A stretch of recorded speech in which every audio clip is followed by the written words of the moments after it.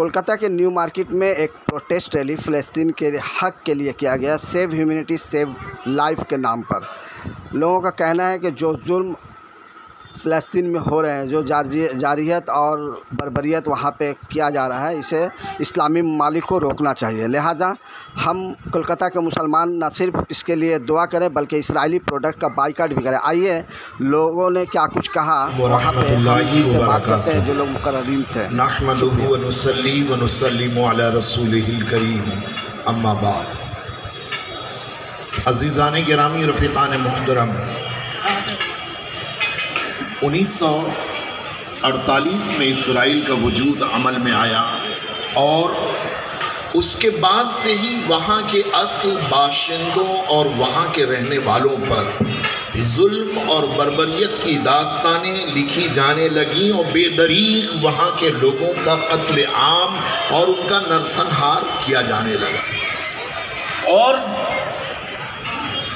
इस सिलसिले में इसराइल की भरपूर मदद उस ज़माने में ब्रिटेन ने, अमेरिका ने, फ्रांस ने, जर्मन ने और दूसरे ममालिक ने उनकी भरपूर मदद की, जिसका सिलसिला आज भी जारी है।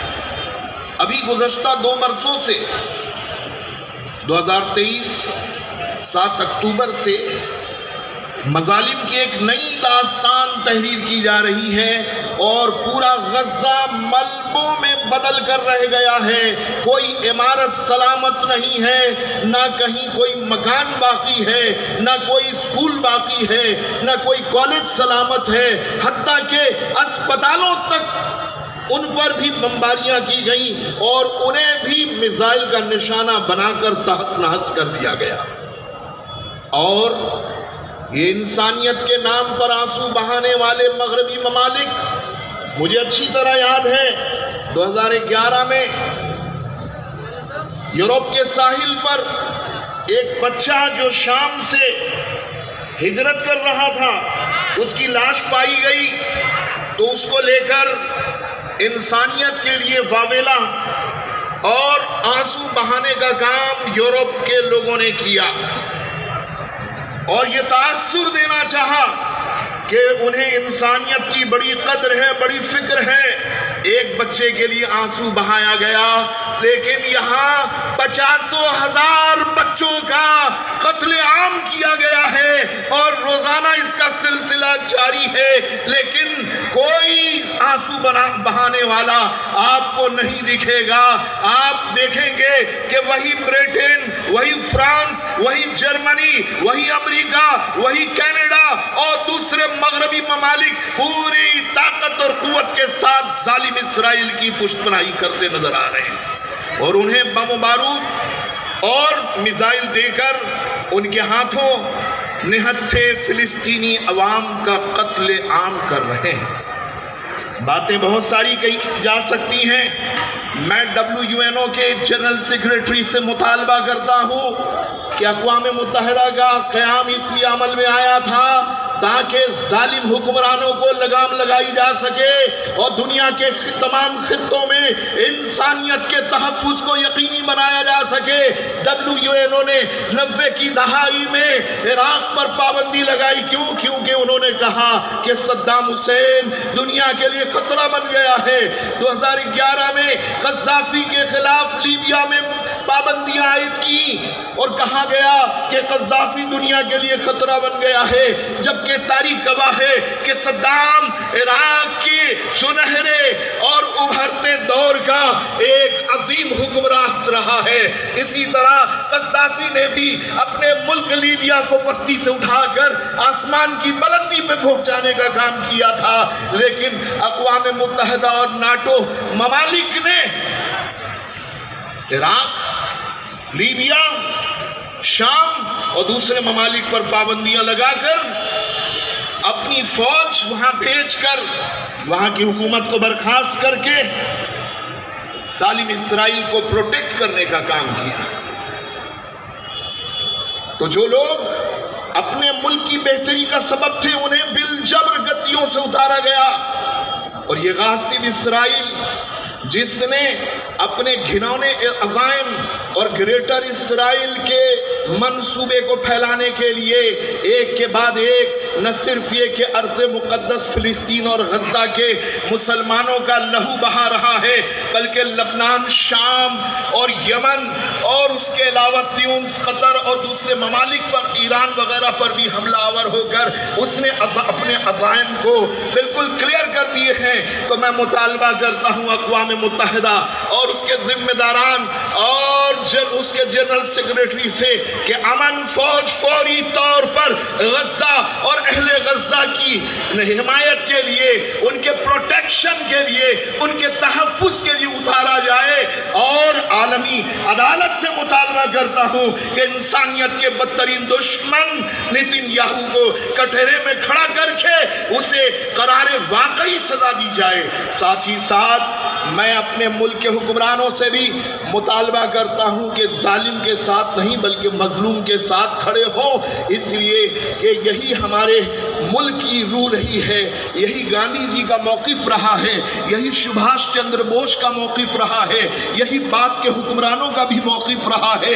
इसलिए अपने मौक़िफ़ पे डटे रहें और जालिम इसराइल का साथ नहीं बल्कि मजलूम फ़िलिस्तीनी अवाम का साथ दें। और साथ ही साथ मैं मुल्क की मीडिया जो इस वक्त गोदी मीडिया बन चुकी है उससे भी मुतालबा करता हूँ कि वो हमास को और गज़ा के हक़ में आज़ादी की लड़ाई लड़ने वालों को दहशतगर्द न कहें। वो अपने मुल्क की आज़ादी के लिए लड़ रहे हैं, वो अपने मुल्क की आज़ादी के लिए कुर्बानियाँ दे रहे हैं। उन्हें दहशतगर्द कहना, उन्हें आतंकवादी कहना, उनको टेररिस्ट कहना एक तरह से अपने मुल्क के आज़ादी के मुजाहिदीन की तौहीन करना है।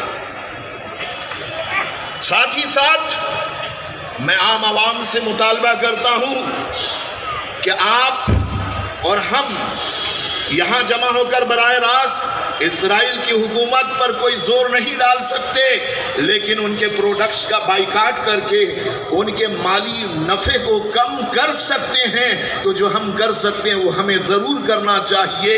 और साथ ही साथ आप अपनी शबाना रोज़ की दुआओं में अहले गज़ा को याद रखें, उठते बैठते चलते फिरते अहले गज़ा के हक़ में दुआएं करते रहें। इस्लाम जिंदाबाद, इस्लाम जिंदाबाद, पैगंबर इस्लाम जिंदाबाद, कुरान जिंदाबाद, फिलिस्तीन जिंदाबाद, मस्जिद अक्सा जिंदाबाद, अहले गज़ा जिंदाबाद। अस्सलामु अलैकुम व रहमतुल्लाहि व बरकातुहू। माननीय संचालक, उपस्थित बंधुगण, এই প্রবল গরমের মধ্যে রোদ উপেক্ষা করে আজকে আপনারা যারা এসেছেন এবং আমাকে যারা বলার সুযোগ দিয়েছেন সকলকে কৃতজ্ঞতা জানাচ্ছি, ধন্যবাদ নয় কৃতজ্ঞতা জানাচ্ছি। আজকে প্যালেস্তাইনের মানুষের পক্ষে আমি দেখছিলাম যে আজকের এই জমায়েত ভারতবর্ষের ইতিহাস এবং ঐতিহ্যকে বহন করছে। 1938 সালে জাতির জনক মহাত্মা গান্ধী 1938 সালে জাতির জনক মহাত্মা গান্ধী তার হরিজন পত্রিকাতে লিখছেন যে যদি কোনো জীব রাষ্ট্র তৈরি হয় সেটা অপরাধ হবে। মানে সারা ভারতবর্ষের মানুষ, ভারতবর্ষের ঐতিহ্য এবং ভারতবর্ষ যাকে জাতির জনক বলে সম্মান দিয়েছেন সেই মানুষ আপনাদের সঙ্গে, আমাদের সঙ্গে এবং প্যালেস্তাইন জনগণের সঙ্গে আছে। ভাবুন তো, আজ 2 বছর ধরে সারা পশ্চিমা জোট, আমেরিকা, ইংল্যান্ড, ফ্রান্স সকলে মিলে ওই ছোট্ট একটু জায়গা 23 লক্ষ মানুষ বাস করে। সেই 23 লক্ষ মানুষকে এখনো মাথা নত করতে পারেনি। ইসরায়েল বাধ্য হচ্ছে প্যালেস্তাইন কর্তৃপক্ষের সঙ্গে শান্তি আলোচনায় বসতে। যারা মনে করেছিল যে কয়েক ঘন্টার মধ্যে, কয়েক দিনের মধ্যেই প্যালেস্তাইনের জনগণের শান্তির ইচ্ছা, শান্তির আকাঙ্ক্ষা, স্বাধীনতার আকাঙ্ক্ষা, স্বাধীনতার লড়াই কয়েক ঘন্টার মধ্যে বন্ধ করে দেবে, রক্ত ঝরিয়ে নির্মূল করে দেবে। তারা ব্যর্থ হয়েছে। পিছনে পশ্চিমা রাষ্ট্র, আমার বন্ধু নরুদ্দিন সাহেব বলাতে একটু সাহস পেলাম যে শুধু পশ্চিমা রাষ্ট্র নয়, আরব রাষ্ট্রনায়করা এই হত্যাকাণ্ডের নৈতিক দায়িত্ব, এই গণহত্যার রক্ত যারা দাঁড়িয়ে দাঁড়িয়ে দেখছেন আর খালি বৈঠকের পর বৈঠক করছেন, এই রক্তের দায়, প্যালেস্তাইন জনগণের হত্যার দায় সেই আরব রাষ্ট্রনায়কদেরও নিতে হবে। ইতিহাস কাউকে ক্ষমা করবে না, টুডে অর টুমরো। ভাবছেন মিলিটারির নিরাপত্তায় বা দেশের জনগণকে মিলিটারি রুল দিয়ে ভয় দেখিয়ে ঠান্ডা করে রাখবেন। আজকে ইসরায়েল যা চালাচ্ছে রাষ্ট্রসংঘ, গত 16 তারিখ, আজকে 18 তারিখ, 16 তারিখ একটা রিপোর্ট পেশ করেছে। তারা বলছেন এই পৃথিবীতে এই প্রথম রাষ্ট্রসংঘ ঘোষণা করলো ইসরায়েল এবং ইসরায়েলের সহযোগী সংগঠন দেশগুলো মিলিতভাবে ওখানে গণহত্যা করছেন, জেনোসাইড, এবং বলছেন জেনোসাইড। আমি মানবাধিকার কর্মী, ফলে হিউম্যান রাইটস কাউন্সিল, ইউএনের যে মানবাধিকার সংগঠন, তারা ওখানে তদন্ত করে প্রত্যেকটা ঘটনার তদন্ত করে বলছে জেনোসাইড কনভেনশন সারা পৃথিবীতে গণহত্যা কাকে বলে তার 5টা মানদণ্ড আছে, তার মধ্যে 4টেই ওই ইসরায়েল এবং ইসরায়েলের সহযোগী সংগঠনগুলো, সহযোগী দেশগুলো মিলিতভাবে সেখানে প্রয়োগ করেছে। ওখানে গণহত্যা চলছে, গণহত্যা চালানো হয়েছে, এবং আন্তর্জাতিক যে আদালত আছে সেই আদালতের কাছে তারা এই রিপোর্ট পাঠাচ্ছেন। আপনারা শুনলে চমকে যাবেন যে সেখানে এমনকি 170-এর বেশি সাংবাদিক, আমি গল্প কথা বলছি না, দেখে নেবেন 72 পাতার report, UNO human rights council 72 পাতার রিপোর্টে ঘটনা ধরে দিয়ে বলছে যে অ্যাম্বুলেন্সে করে অসহায় শিশুকে হসপিটালে নিয়ে যাওয়া হয়েছে, এবং সেই অ্যাম্বুলেন্সকে প্রথমে গুলি করে মেরেছে, এবং স্নাইপার গান দিয়ে মাথায় গুলি করে মেরেছে, এবং সেই অ্যাম্বুলেন্সকে বুলডোজার দিয়ে গর্তের মধ্যে ফেলে দিয়ে মাটি চাপা দিয়ে তথ্য লোপাট করার চেষ্টা করেছেন।